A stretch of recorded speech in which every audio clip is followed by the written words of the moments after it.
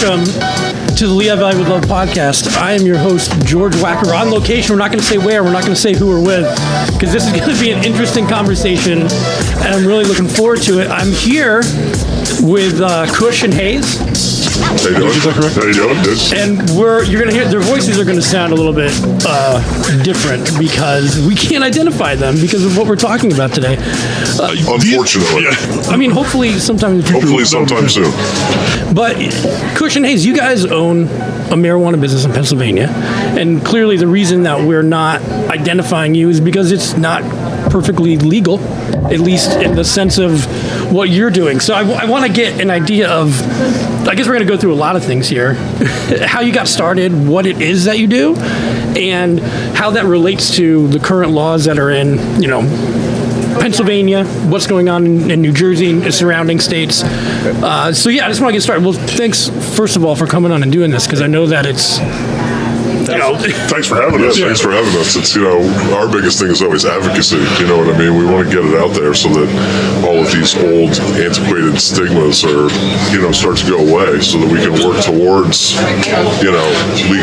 legalization, especially in Pennsylvania. And I guess that's the first thing I want to bring up is the stigma of it. I'm somebody who is legally a patient. I'm in the program. So everything that I purchase through the local dispensary is completely legal, but still there's that stigma. Even just saying it now, I'm like, man, I wonder who's going to hear this and be like, that guy smokes pot. Like, that's just been kind of the stigma of it. Do you feel that that's changing now? Well, let's just start with me. I was 47 by the time I tried my first. Really? Yeah. You're welcome. Yeah. And what happened was I worked together. Oops, I screwed it up. Doesn't matter. I got that at 2 minutes and 20 seconds. I'll take it. We worked together, and it was something that I knew he smoked, but I didn't know why. And I found out that it helps his epilepsy. So I started doing a lot of research, and 6 months later, I tried it, and I came to realize, there's a lot of things that this can help. That doesn't give the side effect like a regular doctor-prescribed medicine. We were talking about this before we started. I think you mentioned your mom, and my mom too. In the past, I wonder if she passed away 10 years ago, but I wonder how this could have helped her. It was the same way using opioids or using that sort of, that you go to the doctor and they're like, okay, you have this ailment. Well, we're just going to throw a pill at it rather than some of this different, you could use these. I mean, you guys can speak to this more, but there's alternative ways. And you said you have a story. So my mom was prescribed opioids after her knee replacements. She's in her 80s. She doesn't drink. She doesn't smoke. She doesn't do any of that sort of thing. And we make a very low dose edible that she was able to take without side effect, and it took the pain away, where the opioid made her out of her mind and just knocked her out. And ours was something that she's not going to get addicted to and can take as much or as little as she wanted to get rid of the pain without really feeling high or having a side effect. Right.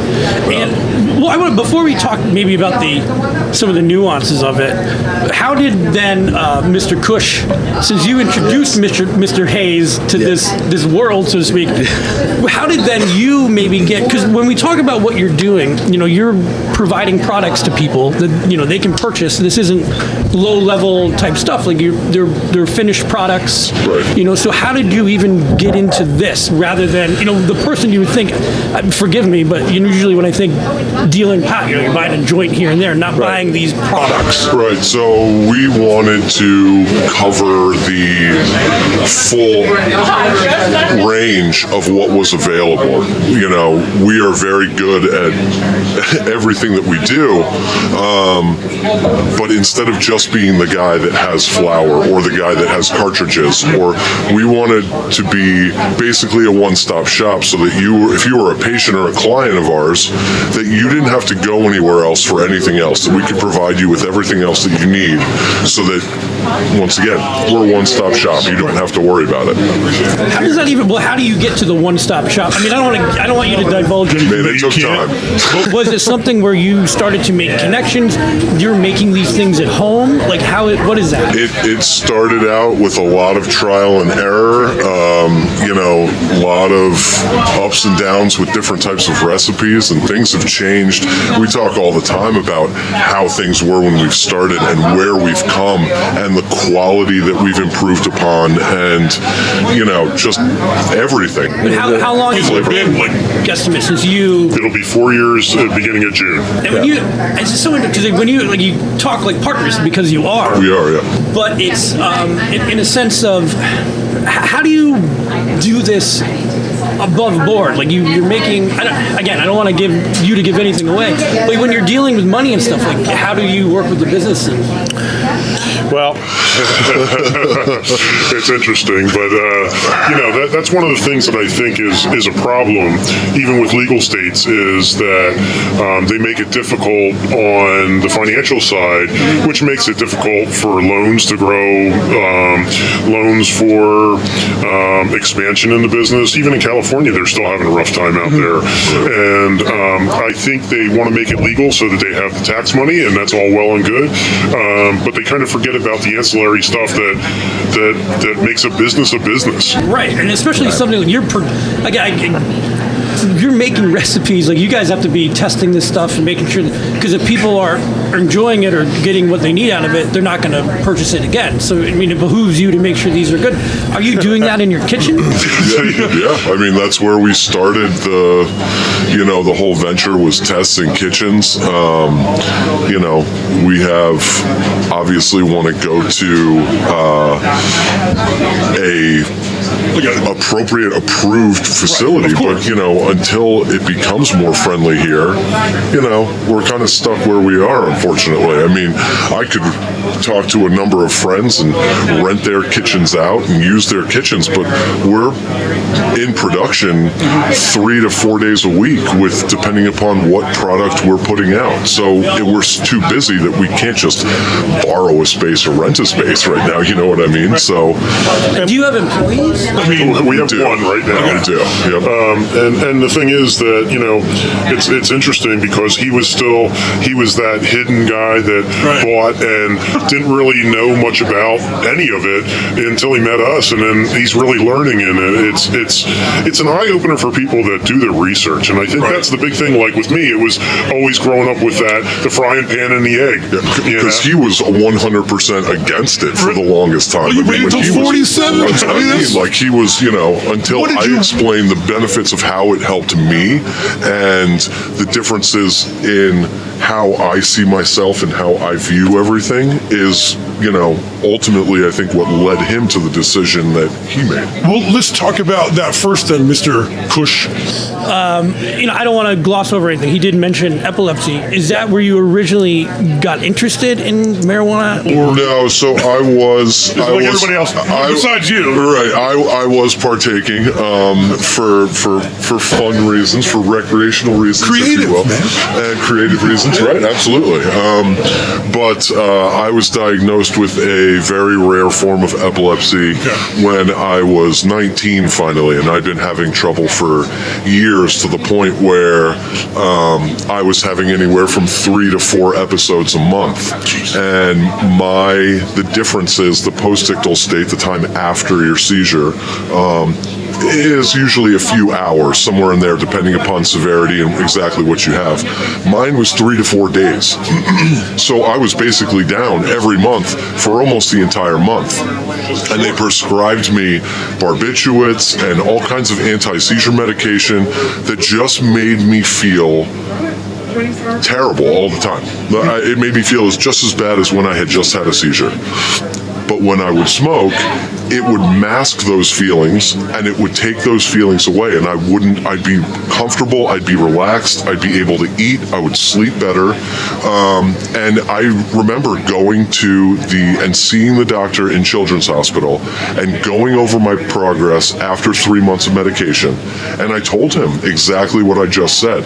and this was You were dosing yourself. I was dosing myself, and this was 22 years ago now, 21 years ago, 20 years ago.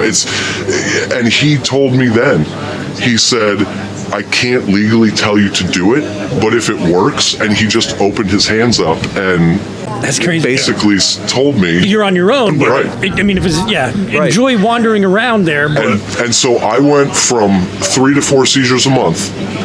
Now, maybe I have one every year and a half, and it's only when I'm super stressed out or I'm in a very weird lighting situation. Okay. But they're basically gone. Like, are you under the care? I mean, you're still self-dosing, right? So, but you're doing it in a way where, hey, I've done it for 20 some odd years. You know what you're doing. You know your body. exactly. So I guess then, okay. So I'm just following that through. So you go to that. I assume you have other jobs in your life before you end up doing what you do now. Yes. Yeah. and How do you guys I then? hope so. How do you make the decision?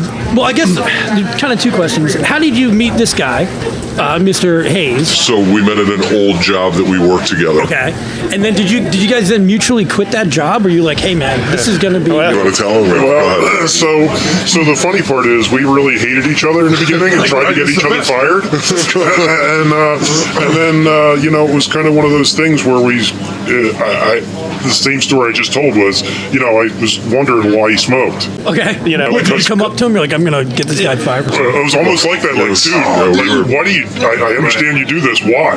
Like, because it's bad for you. And he's like, really? All right. And then he, goes through and, starts telling me, research this, do that. This is how it helps me. And, we became partners, and we've been building and building ever since. So, I mean, that's a big thing to do as a person, to say, listening to someone's viewpoint, and then not only changing your own viewpoint, but then going into business with that person. Like, did you then fill him in? Like, how does this company come together then? How do you guys then, you talk about it, you like it, it helps you. How do you form this company and then leave your job? So, it just, it was talking about it, was talking about the benefits, it was talking about being able to get these benefits out to the general public.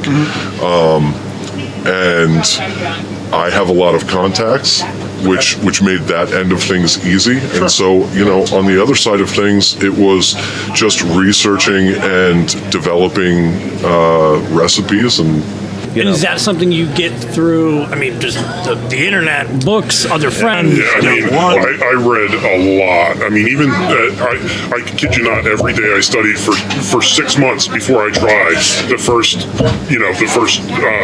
smoke. I didn't even know how to fill a pipe. Yeah, I had no idea. They all thought it was funny. It was more on. I was a financial advisor for almost 20 years, and the stress of that ruined my marriage and everything else. So, but what it did was it opened me up to ask questions and research, and that's how when I met him, and he opened my eyes to a different world that we could help a lot of people. And it was different for me because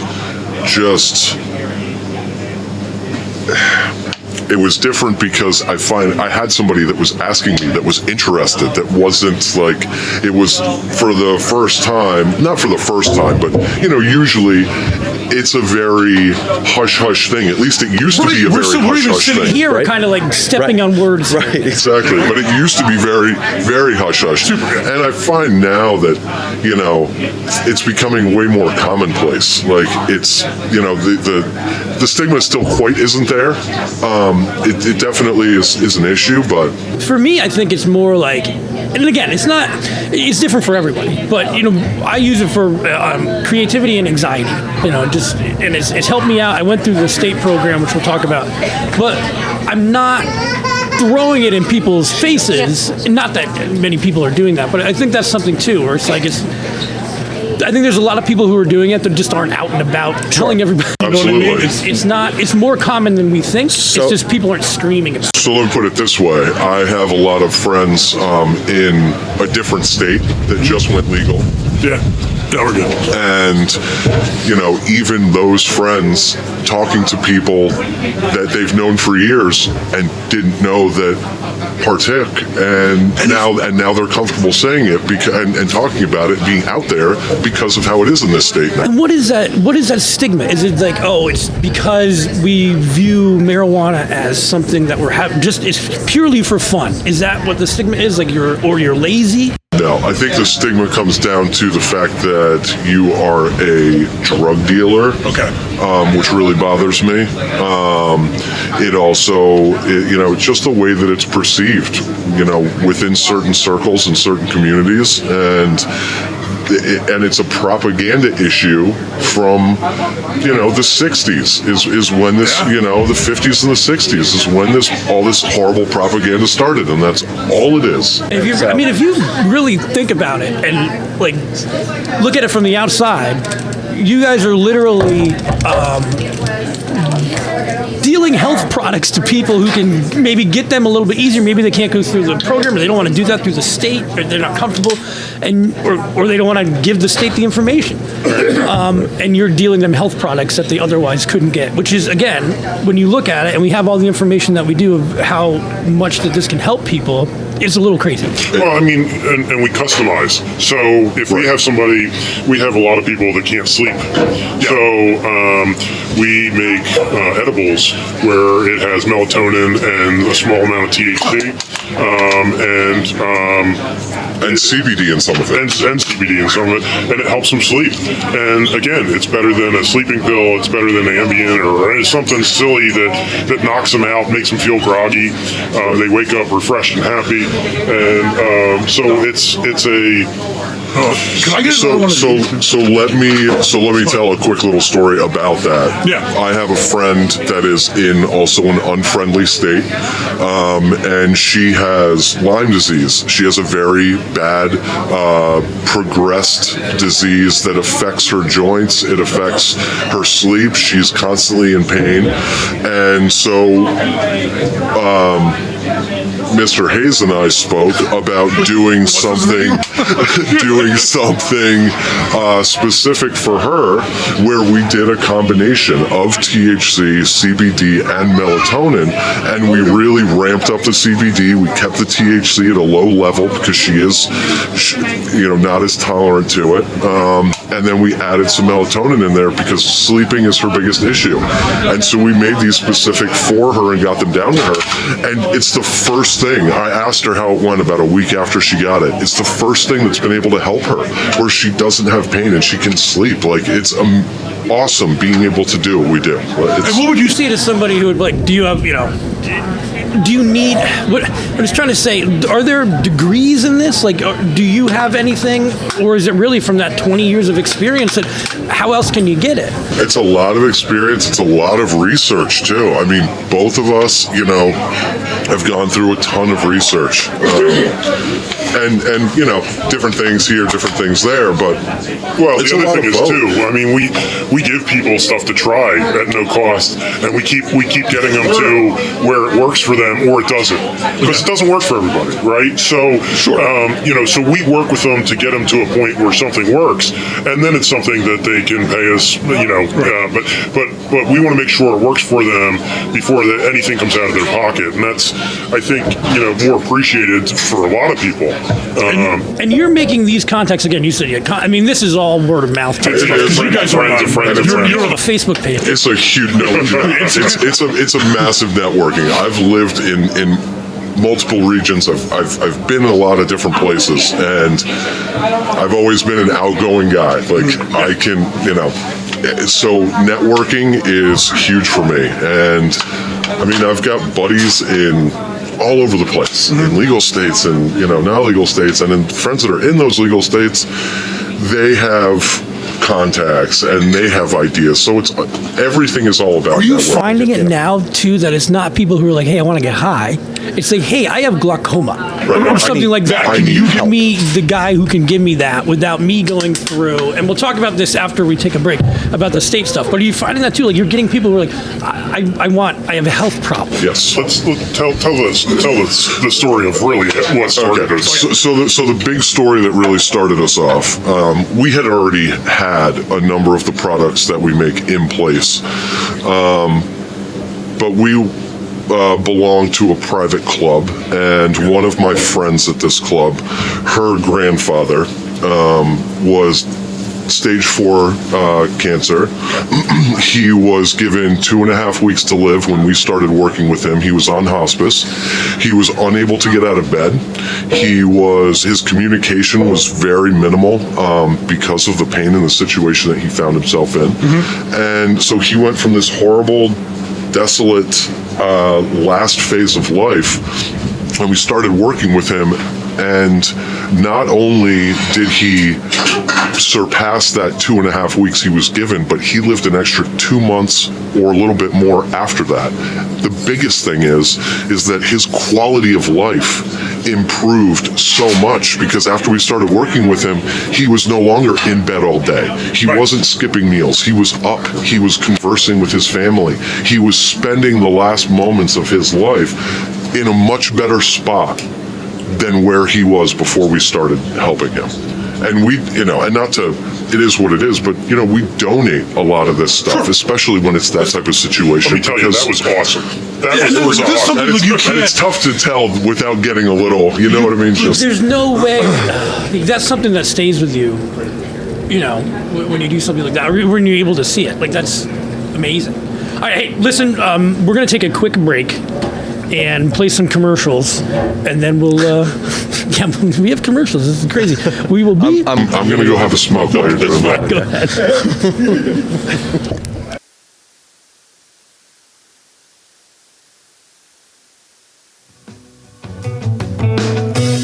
The Burke Insurance Agency is family-owned and operated since 1986. What else happened in 1986?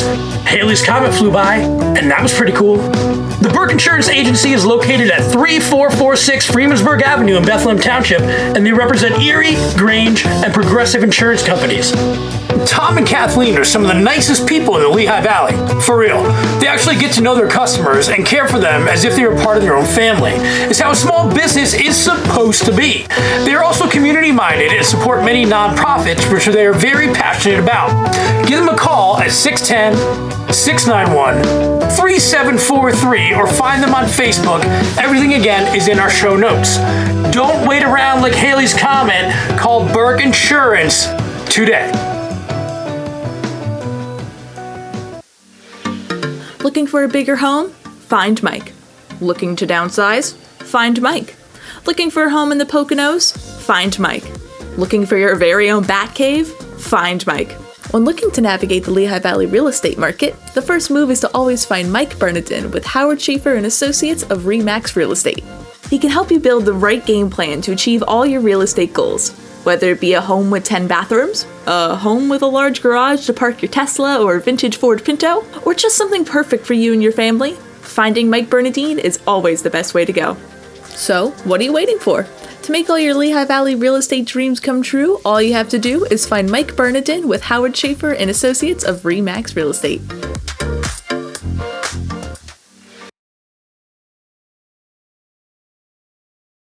All right, hey, we're back. I'm going to get better at going from the commercials in, but I don't care. Again, we are here with Kush and Haze, who are, again, we're using identities just because of the stuff that we're talking about. They own a marijuana company that does marijuana products, and it's, the motivation here is health that we were just talking about. It's not the old perception where, we're dealing joints on the street corner or whatever. Like, this is serious stuff where you're really helping some people out. I wanted to talk about what's going on in the state. So Pennsylvania, here we are. I can go down to the street to a dispensary and go through all the process, which I have. What are your feelings on this? Because I want to know from somebody who really understands it, maybe better than me. What with the current state regulations, is that good for you, bad for you? We want to be legal. Yeah, that's our biggest thing. I think just based on our small, area of helping people, legal would be great. Just so we didn't have to look over that corner. We don't care about paying taxes. That's fine. Yeah, we're surrounded now. Our whole state is surrounded by legal states who are going to be ahead of us, and as dumb as it sounds, I don't mind paying taxes because, that's the way we get our streets. Well, I mean, Things wouldn't of it that make it nature. easier for you too? It would be so much make easier. everything easier because and in all honesty, we've talked about going over to Jersey. You know what I mean? And Pennsylvania now with And it's not. I mean, it's not like we're very far away. No, you could do that and come sleep here. It's Right. not. Yeah. But now that Virginia has gone and now that New York has gone, I mean, It's inevitable, Pennsylvania right? is due to lose tens of billions of dollars a year. And if the Pennsylvania Senate doesn't get off their hands and do something, Yeah. I don't, do your research, gentlemen. Look at actual fact evidence and do your research. These old, antiquated ideas have to go, or else Pennsylvania is going to get left in the dust, not only from people moving away like us or moving their business out, Right. but also because people are going to leave this state to go other places to purchase it, and Pennsylvania is going to lose tens of billions of dollars a year if Yeah. something isn't acted upon now. I mean, I'm no genius, but I would think that this is going to happen at some point. I had this conversation a week ago when my parents were in high school. We were near the New York state border, and the drinking age in New York was 18. It was 21 in PA. So they would just hop, and that was just how it went until they were finally wised up, and you're going to be forced to do it. Right. So it just makes sense. This is going to happen anyway. Why not? The Republicans can take some credit for it. You know what I mean? And I apologize. I did mean to say, ladies and gentlemen, all of our representatives.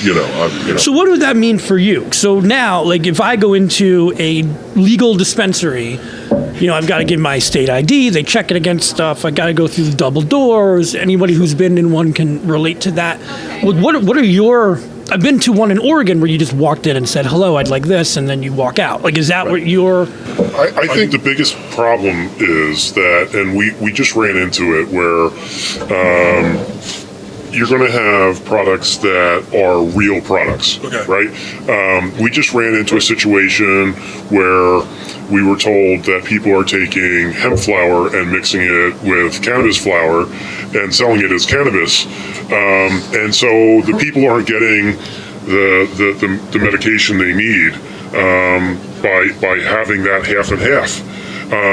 So if you take that, So you're saying it's like a black. I mean, there's That is a market. black market. I mean, It's a for bad people who black aren't market. familiar. Right. like when we're talking about stuff like there's cartridges. So it's not like not all of this is the traditional marijuana flowers. Like, there are cartridges that they're oil that you burn. There's a million different types of, well, maybe not a million, but a lot of different types. So there are people who would take some of those cartridges, put crap in them, and sell them. For example, you go ahead. we had this issue, I believe it was about a year ago, somewhere around a year ago, where there was a company or a couple of companies out of legal states that were trying to maximize their profits, that were taking their raw materials and mixing it with vitamin E acetate, for example, which was hurting a lot of people. And we don't do any of that. It has, it's all natural, and because that vitamin E acetate is where popcorn lung came from, Right. And then all carts are bad, right. So would it be something where you're open to some regulation where I can buy a vape and there's a thing on it that says this is at least approved? Absolutely. Without a doubt. Agriculture. Absolutely. 100%. Sure. You need to have that. Or else you're going to gonna find continue. Exactly. You're going to end up having bunk It's products. cheaper to put vitamin E acetate in something than to actually make a good product. Absolutely. I'm sure they had to have been making money hand over fist using that crap in there. So are you guys kind of at the mercy of anything, or do you advocate? What do you? We're really not at the mercy of anything because true. of I how guess everything yeah. stands right now. I mean, it's You kind of you're we have a Mr. Haze and I have You don't take a second. we have a very good understanding of the quality and what we're trying to do.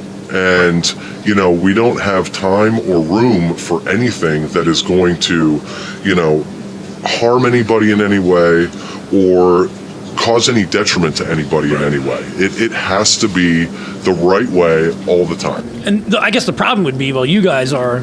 That's good. There are for you. There's probably 10 more people who are not for good. Who are open to Right. messing with products. And that's the problem. That's the problem. So I don't want to give away any of your business stuff either. So what, like, are you planning for a freedom? Like, what is, or do you, I mean, I guess you have to kind of operate in the now and look at the future without going full into it, because you can't. Well, I guess that's the thing, and we've been talking about it every day for the last couple of weeks of where do we get representation to decipher what the law will be, even if it's in New Jersey. In New Jersey, right. Right. And, do we even have attorneys that can handle it at this point? And it's hard to raise your hand when, as soon as you raise your hand, you're like, wait, they're doing illegal things. Yeah. Right. And so, and us, I mean, we both read the legislation on what the legislation's going to be. Okay. So, which took, It makes your brain hurt. Yeah, it took me 4 hours. I felt like my eyes were bleeding after I got done. Like, Well, I can tell you what the legislation will be. Is the other side of the Free Bridge is going to have, the Free Bridge in Easton. The other side of that's going to have a lot of dispensaries that we can hop over and get. So why not have them here? Exactly. That's where I said before, Pennsylvania is going to lose money hand over fist because of the way everything is in the bordering states. And if you were any other industry, like, think about it. If you're any other industry, two guys, making things naturally out of their homes, selling them to try to ease people's pain, any other industry you'd be looked at.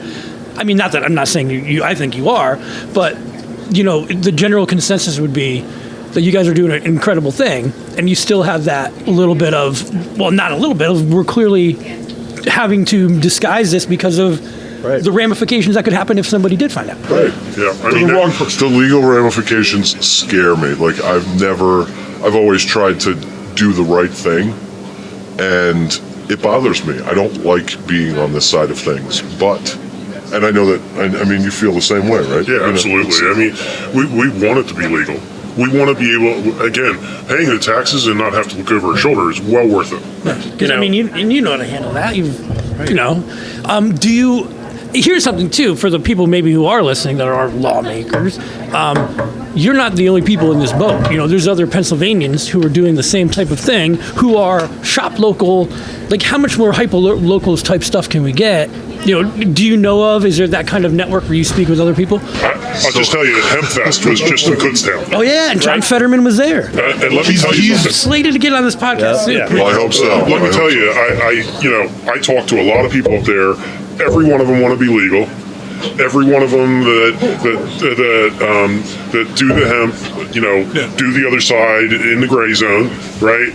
And we all just want to make money, do the right thing, have a happy life, and have a business that we can believe in, and our families don't have that stigma where they say, "Oh, he's that pot sales guy." Yeah, he's that drug dealer. That's what I hate more than anything is, And I mean, that has to suck, because it's like, I'm not. I mean, you're like, who's the drug dealer? The doctor giving out the opioids that ruin people's lives. That get people hooked that turn into other things. Right, exactly. And you're also not saying that every single person should be, buying a product either. It's for people who have identified a need for it.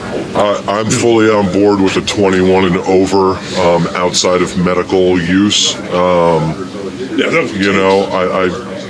It's less harmful than alcohol as far as I'm concerned, in my personal humble opinion, which is silly to say, but It's funny how things like that work, though. Like, alcohol clearly is worse, right? Absolutely. But it's legal because the cat's out of the bag. There's no way that you could now take that away. Right. Tried to go back, can't go back. It's impossible. Well, pot doesn't make me fat, but except for the munchies, right?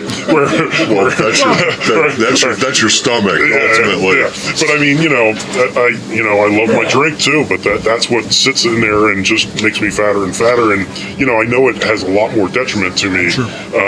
And again, like, if you don't like the smoke, that's what the edibles are for, tinctures or things of that nature. Yeah, let's talk some about that. I don't want to, I'm no expert. I have, mine again I use it for anxiety.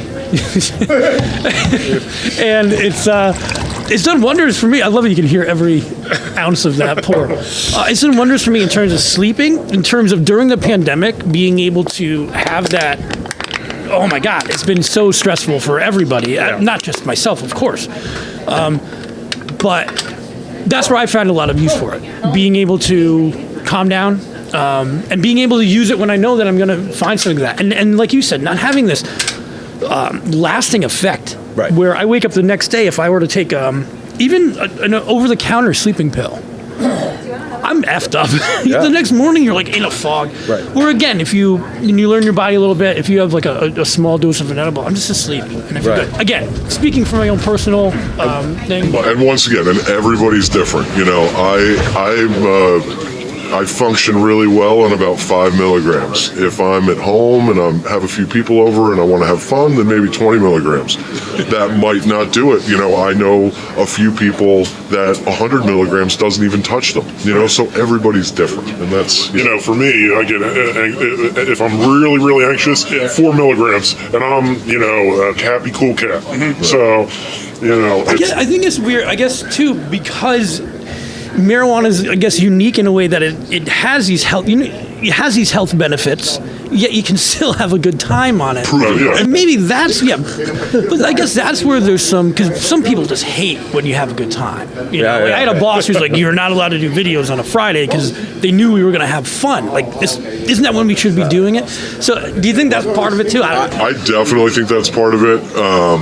Anything that is going to be and put you in a place where you are happier and take care of whatever medical issues you have going on. I mean, what more can you ask for? That's like a direct, it's a direct gift from a higher power. I mean, maybe they're just scared of it. Here's the greatest thing. You hear people say it, but it's not true. When was the last time that you were driving after you've been drinking and you want to see how fast you can go, right? But when you're smoking, you're like, man, I'm flying. I'm doing 40. When was hard alcohol for me at the wrong spot? Somebody says the wrong thing, anger comes out. With if I'm smoking or having edible, it's like, all right, dude. Hey, I don't want to marginalize things, but I think there's been a lot of marriages and lives that have been absolutely fucking destroyed by alcohol. I'm not saying. I mean, I'm drinking alcohol now, and we're having a drink here. Right. Everything in moderation, but I don't know how many people you can say, or have I heard of, that their lives have been ruined by marijuana use. Exactly. You might have a lost summer or something. Once again, all of that is a stigma. And it's bad propaganda. Yeah, and let's really talk about that. People think you can be addicted. There is no chemical in marijuana that can make you chemically addicted. So people say, well, they might really like it and think they need it.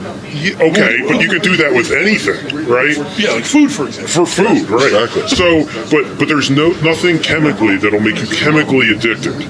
And you guys sound like you're on board. You said the 21. So, are you on board with, I don't know, whatever laws they can do for DUI and stuff, but wouldn't that, I mean, you have to be I do not know the Listen, impaired is impaired. Right, absolutely. So, but they got to come up with a test.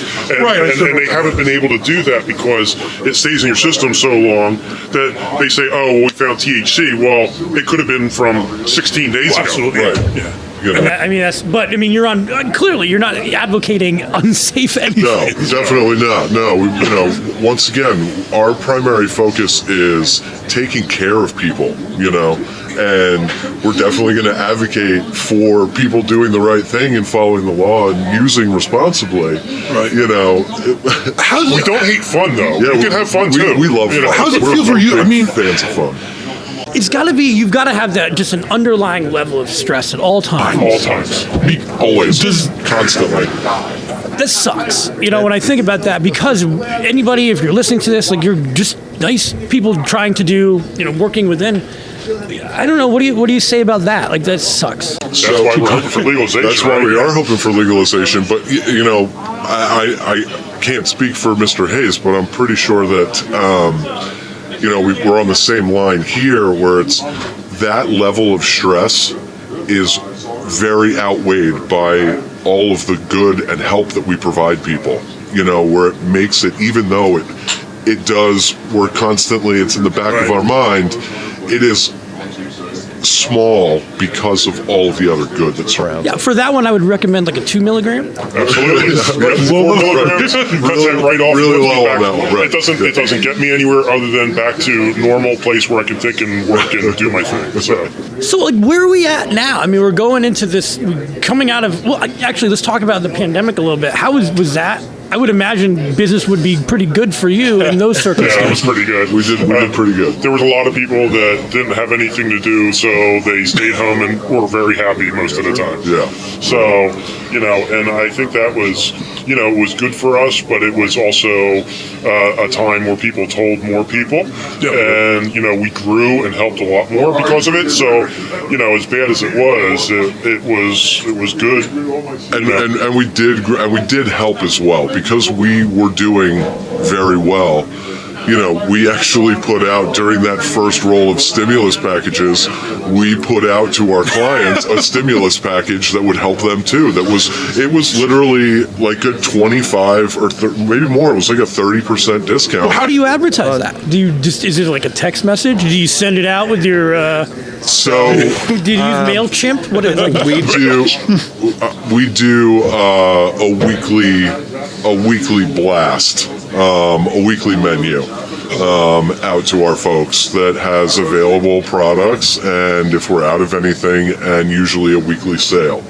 And so back once again when the pandemic was hitting, we did a stimulus package that had like 8 items in it, and they saved $65 or $70. But, I want to be clear. I've seen the packages. Like, this is legit. There's logos on them. Like, this isn't, ragtag, whatever. Like, it's branded.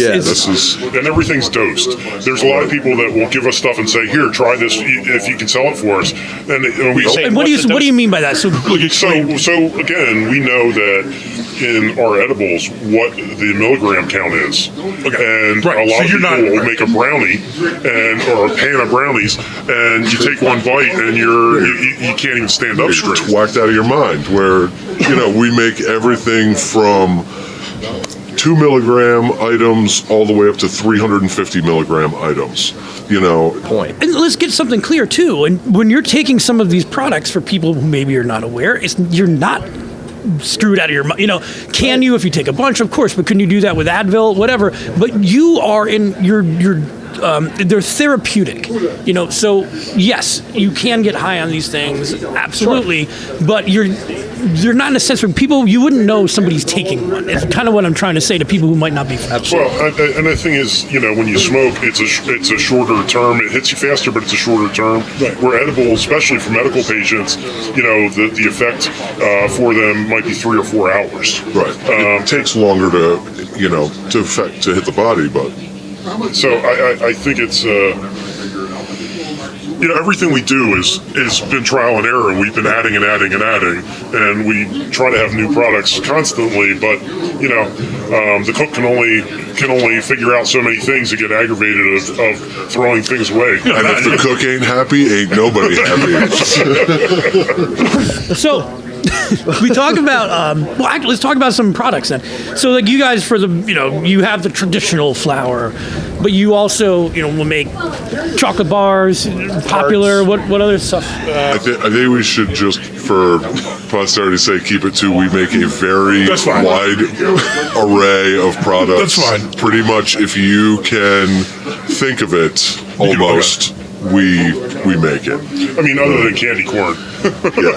Which is in the pipeline. Right, it could be. Because why not? So what's the plan then? I mean, if there is a plan. So, we'll talk about multiple, I guess, theories. Clearly, it's going to be legal at some point. Are you more saying, we're not going to wait around for this in PA. We're looking in New Jersey, and then when PA gets this act together, we'll do something here too? And we'll come back. You got to make money.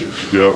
I mean, this is where I want to be. I mean, I lived away for an extended number of years, and I came back here happy to be back in the region where I grew up, and I'm comfortable here.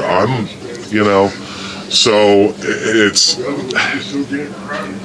but at the same time, that pull and not having to worry about looking over our shoulders is huge. Like, You know, I have a family that I provide for. You know what I mean? Like, I have children that I have to take care of. Like, it's.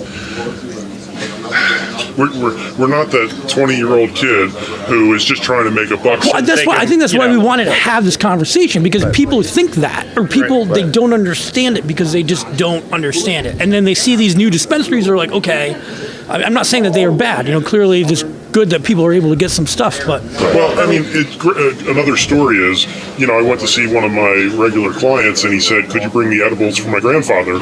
And he's had them from us before, and he's been sharing them with his friends. And at the senior home, yeah. But the idea is, you know, they're not going to, you know, they can't drink because they have other health issues. Sure. But this is something that they can do, and it relaxes them. it's like you can't drink. Here, have an opioid. Right, exactly. Yeah, exactly. So here's a funny story. So when I was growing up, my parents started doing urine screens on me because that's how hard against marijuana they were.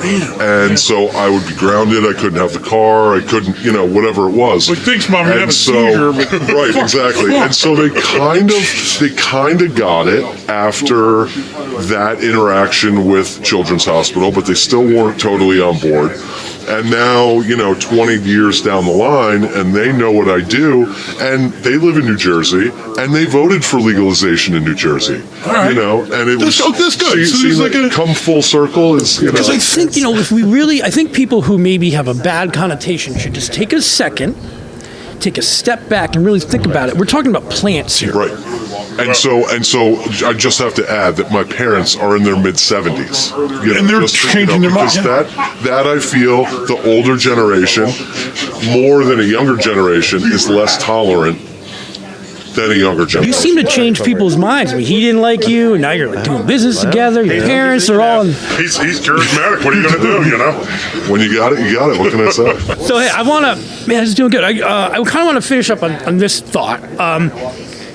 I guess if you're going, what are your plans then in Pennsylvania? Are you sitting tight? Are you going to continue to do what you're doing until you hear anything different? Well, I think we decided that we're looking for legal counsel to help us with how to proceed In New Jersey. Right, yeah, right. In New Jersey. And you know, and Does that mean I guess the possibilities are open. Look for a storefront. Look for whatever the options. and again, you know, we don't want to trial and error and then get ourselves in trouble. We want to do it the right way, pay our taxes, get an accountant, the whole, you know, everything a business should do. It's so wild that it's across the river. They're like, let's do it. Right. And then this side, Exactly. like, no. Well, you know, and in New York, you know, I know of countless people in New York that are finally. How did my one friend put it? He said that I feel like I'm finally free. Like I don't have to hide anymore. I don't have to worry. Like, you know. And again, I go back because I use my own personal, just like looking at prescription drugs, and again, like alcohol, prescription drugs, these horrible things that have, I mean, not horrible. Clearly, there are prescription drugs that do wonders for the world and have changed the world. I mean, I'm meaning, you know, doctors abusing them and that sort of thing. And then you have something like this that can really change people's lives. And here we are convincing people how good it is. And I think that's important. We need to continue to do this. But it's still wild to me. It's about quality of life. That's what it's about. I mean, anything you do, no matter how much money you have, how much money you don't have, if you feel good about where you are, you're happy with yourself, you're happy with life, that's what I think we're trying to achieve. Right. Yeah. It's a betterment for everybody. Is what it comes down to. Guys, this turned out better than I could have imagined. Honestly, I didn't know. Like when we had chatted about this previously, I learned a lot of new stuff. I'm tweeting this to John Fetterman, and I'm not to say like we've hopefully we'll get him on. Well, I know that he's on board. I get it. I appreciate that from him. You know, once again, we want full advocacy. Sure. I mean, I only bring him up because, of course, I'm seeing all the stuff he's running on the platform of it. Right. He's a big influence in what the potential of happening. Sure. You know, in the future. So I guess I would say that again. Like I saw our governor and the lieutenant governor, tweeting marijuana leaves, and it must be. But the rest of the people need to forget about being a Republican or Democrat, and they need to get educated and go out and help people, period. You look at it, Republican or Democrat, doesn't matter. There are, like you said, grandmas, moms, people who we can, let's stop worrying about some of these stigmas, and you can really help people like you guys are doing. right, yeah, that's. Once again, that was our main focus when we started that. You asked it, and I don't think we actually answered you in the beginning. Our main focus and the reason we do this is to help people. That's why we started. That's why we do what we do, and that's why we're going to continue to do what we do. And if we have to continue to look over our shoulders, then we're going to do that to help our clients, help our patients, and there is a difference there between client and patient.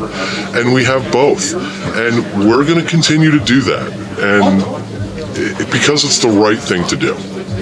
Well, Kush, Haze, I seriously, genuinely, honestly, really appreciate you guys taking the time to, not that this has been a horrible we're having a good time, but to meet me and to do this. And I think we really went over a lot of interesting things, and I hope that more people learn from it. So I wish I could link to you in the podcast.